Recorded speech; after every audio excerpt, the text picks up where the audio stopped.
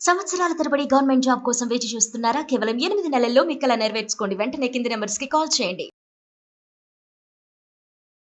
Hello hello. Navya గారండి. అవునండి. ఎవరు?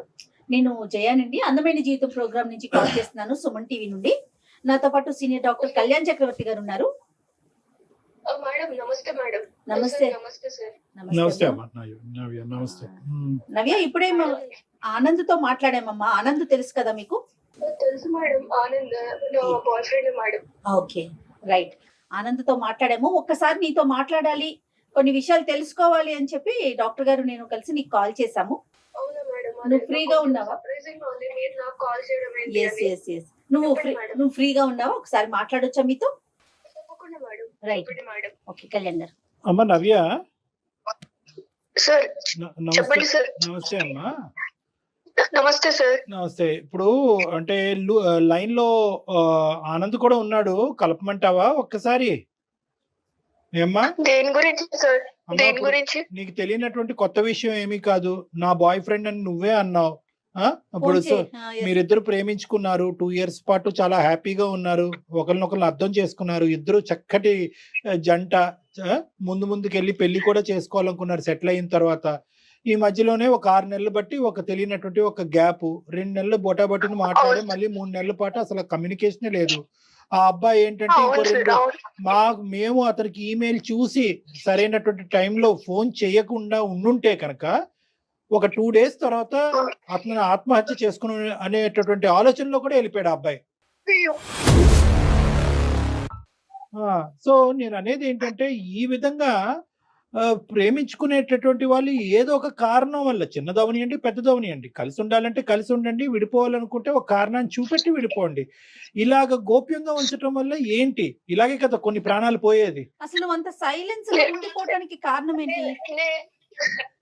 నేను ఏం చెప్పుకోవాలి మేడం? ఒక్క నిమిషం లైన్ లో ఆనంద్ కూడా ఉన్నాడు. ఆనంద్, చూడు మరి నవ్య వచ్చింది లైన్ లోకి. నీ ఫోన్ ఎత్తను నవ్య, మా ఫోన్ ఆన్సర్ చేసింది. తన బాధ ఏదో తను చెప్పుకుంటుంది. మాట్లాడు. ఆనంద్ ఎట్లున్నావు?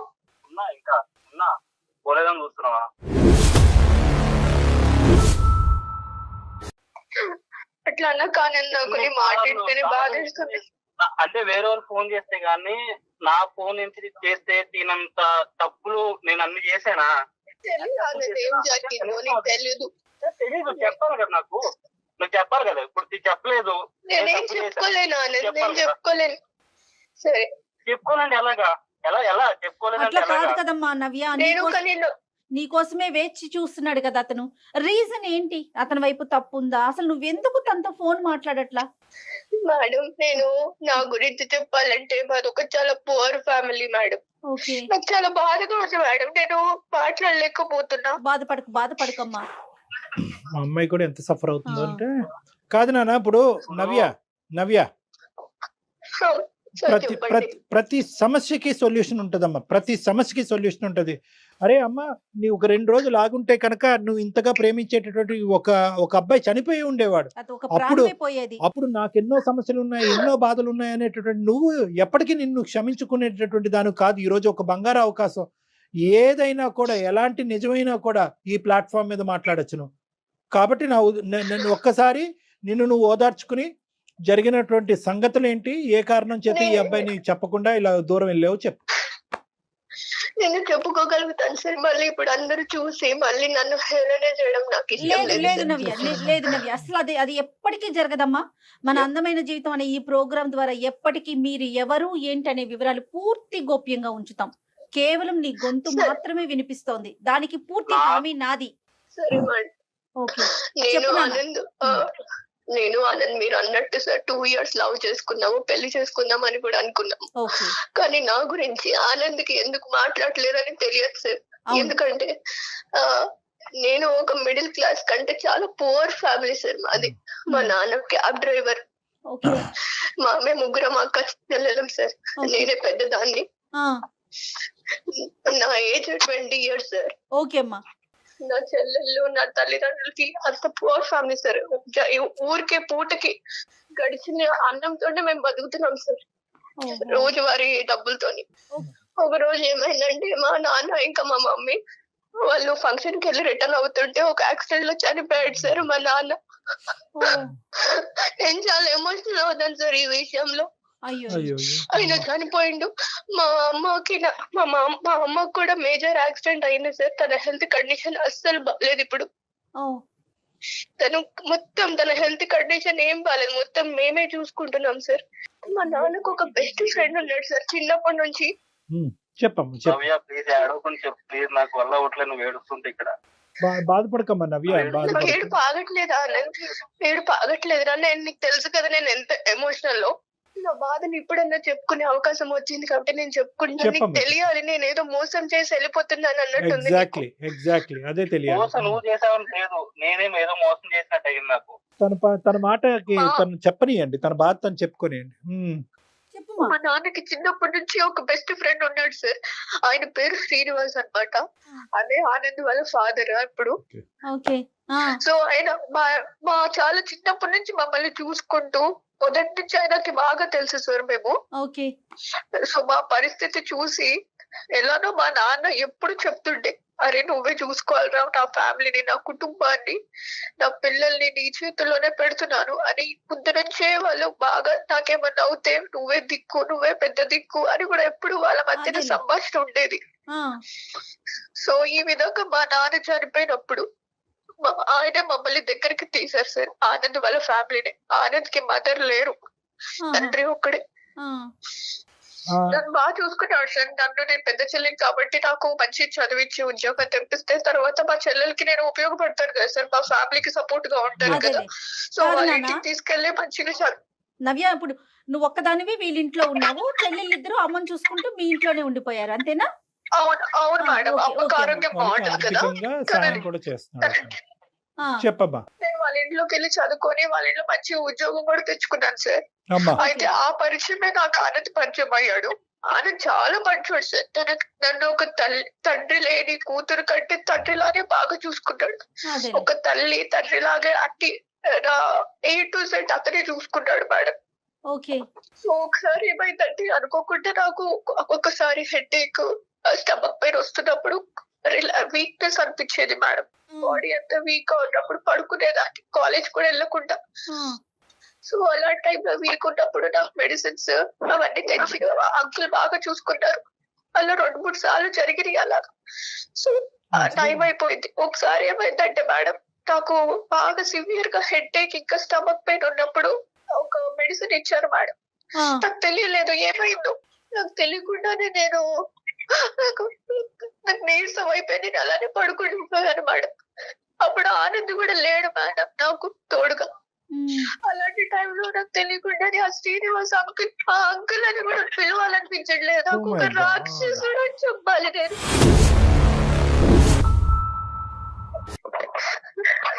ఆనంద్ ఇట్లా అంటున్నారని ఏం ఫీల్ అవ్వద్దు నువ్వు. ఒక రాక్షసుడు వాడు. యూజ్ చేసుకున్నవాడు. నాకు అర్థం కావట్లేదు. నాకు నువ్వు అసలు ఏం చేద్దాం అనుకున్నా నాకు నిజంగా అర్థం కావట్లేదు. అదేంటో నీకు తెలియదు. నాకు అందుకుని కదా నేను ఇన్ని రోజులు నేను ఏం చెప్పలేకపోయాను. అలాంటి టైంలో నాకు తెలియకుండా టాబ్లెట్ ఇచ్చేసి నన్ను వేరే విధంగా యూజ్ చేసేసుకున్నాడు మేడం. తర్వాత ఆ వీడియోలు, ఆ ఫోటోలు అవి యూజ్ చేసుకున్నవన్నీ తన దగ్గర పెట్టుకొని బ్లాక్ మెయిల్ చేస్తున్నాడు మేడం. బ్లాక్ మెయిల్ చేస్తున్నప్పుడు ఏం మాట్లాడుతున్నావు నవ్య? నాకేం అర్థం కావట్లేదు నవ్య. నీకు తెలియదా నీకు జరిగింది ఇది? అందుకోసమే నేను ఏ విధంగా నీకు నా ముఖం చూపించాను మీ ఫాదర్ చేసిన పనికి. నాకు అవ్వట్లేదు, నా వల్ల అవుతుంది కదమ్మా. అమ్మ ఇప్పుడు నీది ఎంత డిఫికల్ట్ సిచ్యువేషన్, నీకంటే ఆనంద్ ఇప్పుడు ఇంకా పెద్ద డిఫికల్ట్ సిచ్యువేషన్. నువ్వు తెలిసినటువంటి నిజాన్ని కడుపులో పెట్టుకుని ప్రేమికుడిని దూరం చేసుకుని ఇప్పుడు వరకు ఉన్నావు. ఒక కన్న తండ్రి ఈ విధంగా తను ప్రేమించినటువంటి అమ్మాయిని ఈ విధంగా, అంటే ఆఫ్ కోర్స్ మీ ఇద్దరి మధ్యన ప్రేమ మీ నాన్నగారికి తెలియదని కూడా అన్నాడు అబ్బాయి. తెలిసినా తెలియకపోయినా కూడా కన్న తండ్రి గురించి, తల్లి చనిపోయిన తర్వాత అతని తల్లి కూడా చనిపోయి 6 సంవత్సరాలు అయింది. ఏ కొడుకు మాత్రం ఇలాంటివి వినాలనుకుంటాడు? ఆ అబ్బాయి పరిస్థితి ఇంకా ఘోరంగా. నీదేం తక్కువ చేయట్లే కానీ ఆ అబ్బాయిది కూడా ఇది. అంటే ఈ ఫోటోలు వీడియోలు ఎందుకమ్మా తీసుకున్నాడు? అంటే దాని ద్వారా ఏమన్నా నన్ను బెదిరిస్తున్నాడు సార్. నన్ను బెదిరించి మీకు ఇప్పటి వరకు నీకు సహాయం చేశాను కదా ఫైనాన్షియల్ గా, నన్ను బెదిరించాడు సార్. బెదిరిస్తూనే ఉన్నాడు సార్. నేను ఏం చేయాలో తెలియదు వచ్చేస్తాను సార్. ఇక నిజం ఆనంద్, మీ నాన్న ప్రూఫ్, మీ నాన్న దగ్గర కూడా మీ వీడియోస్ అవన్నీ ఉండి ఎప్పుడు తీసుకున్నాడో తెలియదు ఆనంద్ నాకు. ఆ ఫొటోస్ అవన్నీ బ్లాక్ మెయిల్, నేను పడుకున్నప్పుడు అవన్నీ పిచ్చి పిచ్చిగా తీసేసి అవన్నీ బ్లాక్ మెయిల్ చేస్తున్నాడు ఆనంద్. ఒక ఇంట్లో ఉన్నారు కదా ఆనంద్, నేను మా ఇల్లు అనుకొని వచ్చారని అనవసరంగా వచ్చారని నాకు ఇప్పుడు అనిపిస్తుంది ఆనంద్. ఒక ఫాదర్ లాగా నన్ను కేర్ చేసుకుంటే ఈ విధంగా అతను ఇట్లా చేస్తాడని అసలు ఊహించలేదు ఆనంద్. మీ నాన్నగారు మీ అమ్మగారు చనిపోయిన తర్వాత లేదంటే చనిపోయక ముందు ఎటువంటి కార్యక్రమాలు ఎన్ని నడిపించారో మనకు తెలియదు. ఎందుకంటే ఇది కుర్రకారు కూడా చేయనటువంటి ఇవన్నీ ఇది ఇంత భయంకరంగా అతను ఈ విధంగా మత్తు పదార్థాలు ఇచ్చి ఒక ఆడపిల్లని, ఆ కూతురు వయసున్న ఆడపిల్లల్ని ఈ విధంగా శారీరకంగా వాడుకోవటమే కాకుండా ముందస్తు చర్యగా వీడియోల కింద మార్చుకుని, ఫోటోల కింద మార్చుకుని ఆ అమ్మాయిని బ్లాక్ మెయిల్ చేసుకుని ఎవరికి చెప్పకుండా చూసుకుంటూ ఆ కార్యక్రమాన్ని ఇలా జీవితాంతం నడిపిద్దాం అనుకుంటున్నాడంటే కనుక అతనిలో చాలా క్రిమినల్ మెంటాలిటీ ఉంది. అన్ఫార్చునేట్లీ మీ నాన్నగారి గురించి ఇలా మాట్లాడవలసి వస్తుంది. నీకు ఎంత బాధ ఉందో నాకు అర్థం అవుతుంది. కానీ నిజాలు నిజాలే కాబట్టి సార్ నేను చిన్నప్పటి నుంచి చూస్తున్నాను సార్ ఆయన్ని.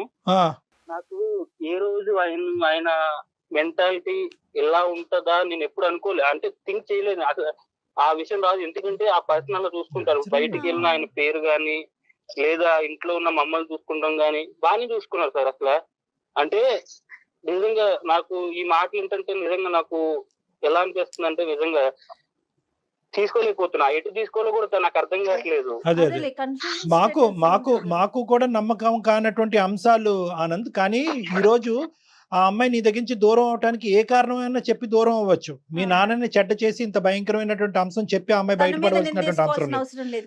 సో అది ఒకటి. రెండోది ఏంటంటే కనుక ప్రత్యక్షంగా ఆ అమ్మాయి సాక్ష్యాలు ఉన్నాయి అని అంటుంది. ఫోటోలు వీడియోలు తీసి షేర్ చేసి నువ్వు ఇది ఈ విధంగా చేస్తానని బ్లాక్మెయిల్ కూడా చేస్తున్నాండి. సో ఇక్కడ ఎలా చూసినా కూడా మాకు తెలియనటువంటి నవ్య నిజమే చెప్తున్నట్టు అనిపిస్తుంది. మాకు నవ్య గురించి తెలీదు.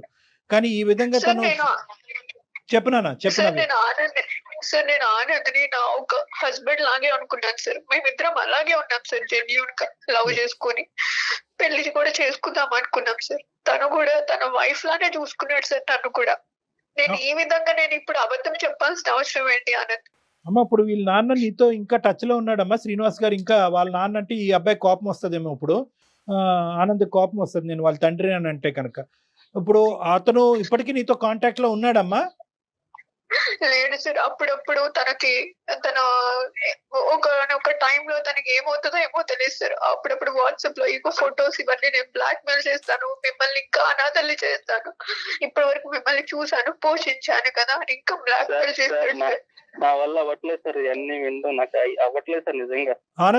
ఆనంద్ నువ్వు గుండె ధైర్యం చేసుకుని నా మాట విను. ఇది నిజాలే కాబట్టి కొద్దిగా విను ఇక్కడ. ఎందుకంటే కనుక రిస్క్ ఉంది ఇక్కడ. ఒకటి నీకు ఫాదర్ అనేటటువంటి సెంటిమెంట్ ఉన్నా కూడా వేరే ఆడపిల్లల జీవితాలకి రిస్క్ ఉంది కాబట్టి. I can understand. నాకు టోటల్ సింపతీస్ నీ వైపు ఉన్నాయి. కానీ మీ నాన్న యొక్క రియాలిటీ తెలియటం ఒక ఎత్తు, ఇంకా ఎంతమంది ఈ విధంగా అతని బారిన పడుతున్నారనేది రెండోది. మూడో అంశం ఏంటంటే అదృష్టం కొద్దీ ఇద్దరు ఆడపిల్లల్ని అక్కడ, ఇద్దరు చెల్లెల్ని అక్కడ వదిలి ఈ అమ్మాయి ఒక్కతే ఇక్కడికి వచ్చింది. ముగ్గురిని వేసుకుని వస్తే కనుక ముగ్గురు కథ వినే పరిస్థితి వచ్చి ఉండేది ఈ రోజు మనకి. సో ఈ రోజు మీ నాన్న అనేటటువంటి అంశం పక్కన తీసి పెట్టాలి. అతను ఒక క్రూరమైనటువంటి మృగంలా తయారయ్యాడు. ఈ అమ్మాయి చెప్పినటువంటివి వాస్తవాలు అయితే. కానీ ఇవి నువ్వు మాకు చెప్పేదానికి ఆనందం దూరం పెట్టడానికి ఏముందమ్మా సంబంధం? నువ్వేమో అక్కడ వాలంటరీగా అతని జీవితంలోకి వెళ్ళలేదు, కావాలని చెప్పి నువ్వు అతనితో ఏం తప్పు చేయలేదు.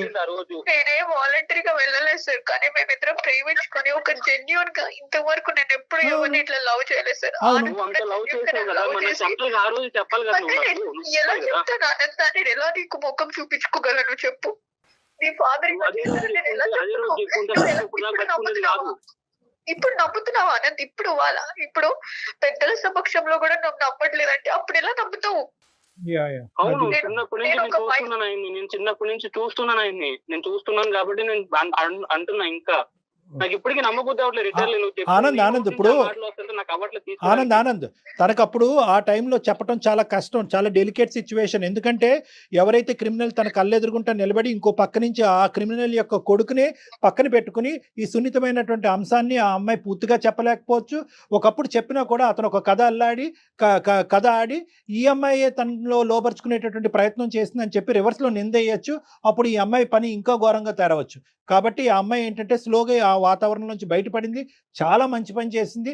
ఫస్ట్ స్టెప్ దాన్ని మనం కొనియాడాలి.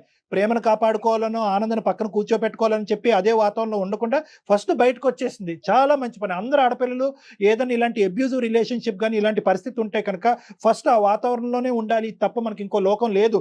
అది మీ వాళ్ళైనా పరాయి వాళ్ళైనా ఆ ఫస్ట్ 600 106 ఆ వాతావరణం నుంచి బయటపడండి. ఇది ఈ అమ్మాయి చేసినటువంటి మంచి పని.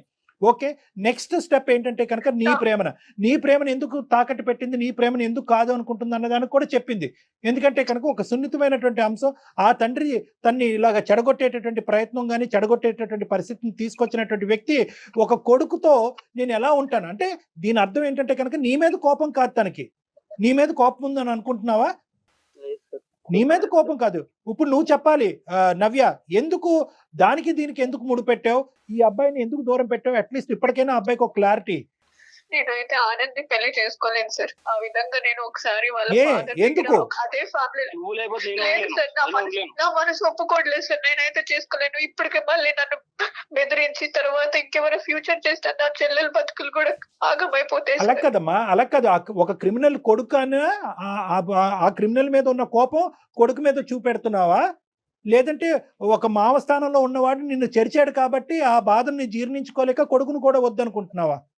అవును సార్, ఆ బాధ జీర్ణించుకోలేకపోతున్నాను సార్ నేను. ఎలా అవుతుందమ్మా? అది కరెక్ట్ కాదమ్మా. అఫ్ కోర్స్ జరిగినటువంటి సంఘటనలకి టోటల్ గా మా తరపున సానుభూతి ఉంది. ఇది చాలా క్రిమినల్ చర్య, చాలా దారుణమైన చర్య. ఆనంద్ సహకరిస్తే కనుక, ఒకప్పుడు ఆనంద్ సహకరించినా సహకరించకపోయినా ఎవరైతే కనుక ఈ పైశాచిక చర్యకు పాల్పడ్డాడో అతన్ని శిక్షించడం, శ్రీనివాస్ అనే వ్యక్తిని శిక్షించడం అనేటటువంటి చాలా ఇంపార్టెంట్ ఇష్యూ. అది నెంబర్ 1.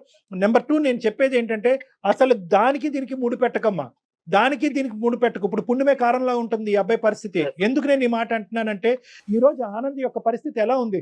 సొంత తండ్రి గురించి ఏ కొడుకు ఇలా వినాలి అని అనుకుంటాడు? ఇప్పుడే అతనే చేదరించుకుంటున్నాడు. నువ్వు చెప్పేటటువంటి నిజమైతే కనుక మా నాన్న గురేస్తాను సార్. ఇప్పుడు అతను ఈ విధంగా బ్లాక్ మెయిల్ చేస్తుంటే ఒక తండ్రి స్థానంలో చూసుకొని ఇప్పుడు నేను ఏ ముఖం పెట్టుకొని వాళ్ళ ఇంటికి వెళ్ళాను సార్. ఇప్పుడు ఇప్పుడు అలాంటి వాడు ఉన్నాడు అంటే నేను ఎందుకు ఉండేస్తా? అలాంటి వాడిని ఇప్పుడు అలాంటి వాడు ఉంటే నేను ఎందుకు ఉండేస్తాను అక్కడ? ఇప్పుడు ఈ రోజు ఆనంద్ నీ పక్కన నిలబడటం అనేది నీ సేఫ్టీ అమ్మా. ఒకటి గుర్తుపెట్టుకో, ఆనంద్ నీ పక్కన ఉండటం అనేటటువంటిది సేఫ్టీ. ఎందుకంటే విషయం తెలిసింది కాబట్టి. ఈ విషయం సొంత కొడుకు తెలుసు, నిలదీసేటటువంటి అధికారం ఆనంద్కుంది, శిక్షించేటటువంటి అధికారం ఆనంద్కుంది, పోలీస్ స్టేషన్ కి పంపించేటటువంటి అధికారం ఆనంద్కుంది, అన్ని విధాలుగా ఒక అధికారం ఆనంద్కు ఉంది. కాబట్టి ఆనంద్ నీ పక్కన ఉండటం అనేటటువంటిది బలం. ఏ విధంగా అతని దగ్గర ఈ పనికిరానటువంటి చెత్తకారి ఆధారాలు ఉన్నాయో కూడా అవి అన్ని పిండి తీసుకోవటం, అతను పోలీస్ స్టేషన్ వరకు సాగరంపటం అన్ని కూడా ఆనంద్ చేయగలిగేటటువంటి కెపాసిటీలో ఉన్నాడు. కాబట్టి ఆనంద్ నీ బలం నెంబర్ 1. నెంబర్ 2, నేను ఒక అంశం చెప్తున్నానమ్మా. నీకు మానసికంగా నీ పరిస్థితి ఏంటి అన్నది నేను అర్థం చేసుకోగలను. కానీ అన్నిట్లకంటే ఇక్కడ మనం ఏంటంటే ఒక నీకు ఓదార్పు లేదంటే ఒక మంచి అంశం ఏంటో తెలుసా? ఒక చెడు చూసావు, ఒక భయంకరమైనటువంటి అంశం చూసావు, కానీ దాంతోపాటు ఒక స్వచ్ఛమైన ప్రేమను కూడా చూసావు. ఈ రోజుల్లో ఇటువంటి స్వచ్ఛమైనటువంటి ప్రేమను దొరకటం కూడా కష్టం. ఈ రోజు కావాలంటే 1 గంట 2 గంటలో 100 రోజులో ఈ రోజు ఆనంద్ గట్టిగా వాదించతే నిన్నైనా వదులుకోవటానికి రెడీయే, కానీ మా నాన్న ఇలా అంటే కనుక నేను వదలను, మా తల్లి చనిపోయినటువంటి మా తండ్రి మీద పేలెత్తి ఆధారాలు ఉన్నా లేకపోయినా తండ్రిని వెనకేసుకుని రావచ్చు, కానీ అలా వెనకేసుకుని రాలేదు. ఎప్పుడైతే మేము అతను సముదాయించామో, ఎప్పుడైతే నువ్వు 2 మంచి మాటలు చెప్పావో, మా నాయన నిజంగా ఇలాంటి వాడైతే కనుక అతను నేనే శిక్షిస్తాననే విధంగా నీతో పాటు వచ్చినటువంటి ఈ వ్యక్తికి నీ మీద పూర్తి స్థాయిలో 100% స్వచ్ఛమైనటువంటి ప్రేమ ఉంది. ఇటువంటి సపోర్ట్ నీకు కావాలి. దీన్ని పోగొట్టుకోదు. అది చూపెట్టి నువ్వు దయచేసి దీన్ని పోగొట్టుకోవద్దమ్మా. ఎందుకంటే ఈ రోజు నువ్వు ముందు వచ్చి ఇలాగ గోప్యంగా ఒకటమ్మా, నేను ఇందాక చెప్పాను, ఆడపిల్లలు ఎవరైనా కూడా ఇటువంటి సంక్షోభంలో ఉంటే కనుక బయటకు వచ్చి మాట్లాడండి అని చెప్పాను, బయటకు రండి అని చెప్పాను. బయటకు రావటమే కాకుండా బయటకు వచ్చి మాట్లాడాలి. ఎందుకంటే మీరు ఒక్కలే బాధితులు కాదు, మీతో పాటు ఇలాంటి అమ్మాయిలు ఎంతమంది ఉన్నారో లూప్ లో అనేటువంటిది కూడా ఇంపార్టెంట్.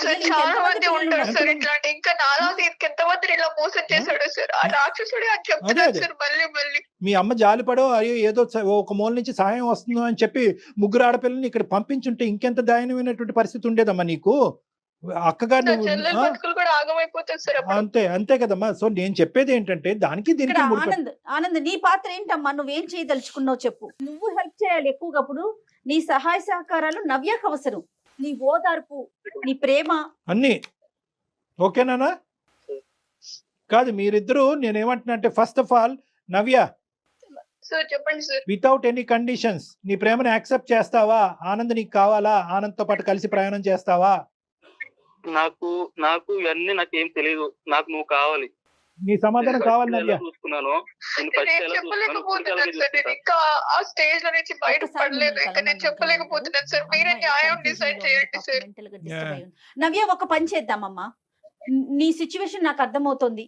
ఒక ఆడపిల్లగా నేను అర్థం చేసుకోగలుగుతున్నాను. కాకపోతే ఒక పని చెయ్యి, ఒక్కసారి డాక్టర్ గారిని కలవండి మీ ఇద్దరు కూడా.